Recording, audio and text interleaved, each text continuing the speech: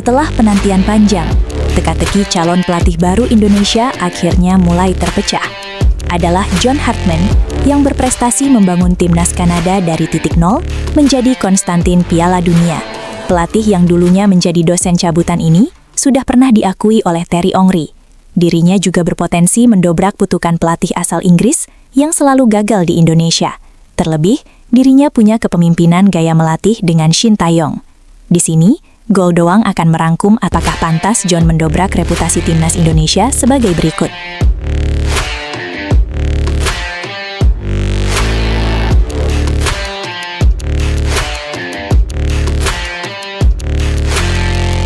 Setelah pemencetan Patrick Kluivert, sudah ada segembreng nama kelas kakap yang pernah dihubungkan dengan pasukan Garuda. Semua rumor tersebut buyar tanpa memenuhi ambisi dan hasrat Ultras Garuda. Namun, setelah penantian panjang, publik tanah air akhirnya mulai terlihat seberkas cahaya di tengah lorong kegelapan. Hari ini bermula dari komentar Pak Sumerji, selaku Ketua Badan Tim Nasional Indonesia. Menurutnya, PSSI telah mengerucutkan kandidat calon pelatih menjadi 2 orang saja. Setelah melakukan interview, para penggemar lantas bertanya-tanya, siapakah 2 sosok yang dimaksud? Belakangan tersiar kabar bahwa Giovanni Van Bronckhorst merupakan salah satu di antaranya. Sebuah berita yang langsung memempah harapan seluruh masyarakat tanah air.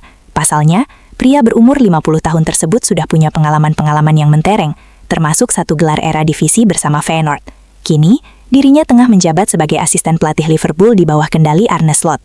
Yang terpenting, Giovanni Van Bronckhorst punya 1 faktor X yang selama ini dicari oleh PSSI, yakni darah Belanda Indonesia yang diyakini bakal melebur dengan para pemain-pemain lokal ataupun diaspora lainnya.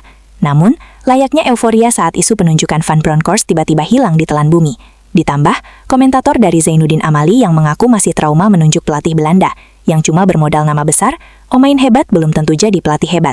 Kita sudah belajar dari pengalaman Patrick Kluivert, ujar Wakil Ketua PSSI tersebut.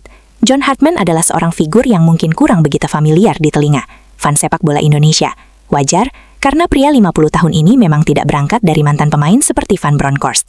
Karir kepelatihannya bahkan dimulai setelah menjadi dosen cabutan Universitas Northumbria. John Hartman adalah sosok yang berjasa dalam pembentukan fondasi sepak bola Kanada. Menariknya, ia justru memulai segalanya dari tim nasional putri di bawah kepemimpinannya sekuat wanita The Very First meraih 2 perunggung Olimpiade, lolos ke perempat final Piala Dunia 2015 dan sempat meroket ke peringkat 4 dunia. Prestasi tersebut kemudian disalurkan sang juru taktik saat berpindah ke Timnas Putra, puncaknya, yang mengantarkan Kanada lolos Piala Dunia 2022 setelah absen selama 36 tahun.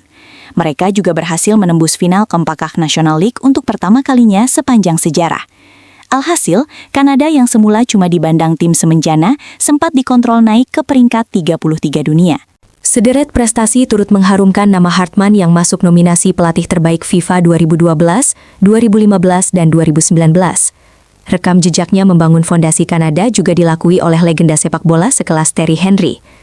Ini bukan timnas Kanada 10 tahun lalu, berhentilah menyebut Kanada sebagai tim kecil, dan ini semua berkat John Hartman, dialah yang menentukan tim ini. Namun, Hartman juga cukup syarat akan kontroversi, supaya pernah tersandung kasus pelanggaran kode disiplin saat memimpin Kanada di Olimpiade 2024. Timnya dilaporkan karena mengirimkan kamera drone untuk memata-matai sesi latihan tim lawan. Namun apalah arti hal seperti itu jika dibandingkan dengan kiprah kepelatihannya selama 23 tahun? Dan sepertinya, itulah yang terbesit di benak para pemangku jabatan di PSSI.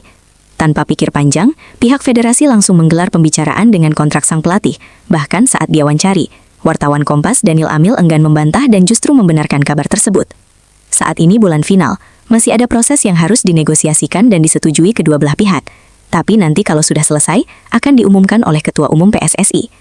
Rumor ini semakin dekat menjadi kenyataan, usai John Hartman menunjukkan ketertarikannya serupa. Media Alaisalam telah melaporkan pria 50 tahun tersebut mengutamakan penawaran dari Indonesia, dirinya bahkan menolak proposal timnas Honduras dan Jamaika demi menangani Garuda Nusantara.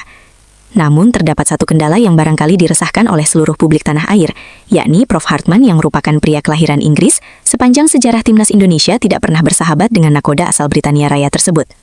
Kita tentu tidak akan melupakan kiprah Peter White yang cuma bertahan seumur jagung, serta era kegelapan di bawah Simon McManamy. Yang menjadi pertanyaan, apakah ketukan tersebut bakal lenyap di tengah kegembab gempita penunjukan Hartman? Dan bagaimana gambaran timnas Indonesia jika ditangani expert Kanada tersebut yang keras jaminan prestasi jangka panjang? Rekam jejak John Hartman sudah cukup menjelaskan kemampuannya dan membangun fondasi. Mungkin terdengar berlebihan, tapi kiprahnya di Kanada barangkali bisa disajarkan dengan Sintayong saat membangun timnas Indonesia. Kedua, sama-sama fokus memperkuat akar, seperti taktik dasar permainan usia dini dan stamina pemain.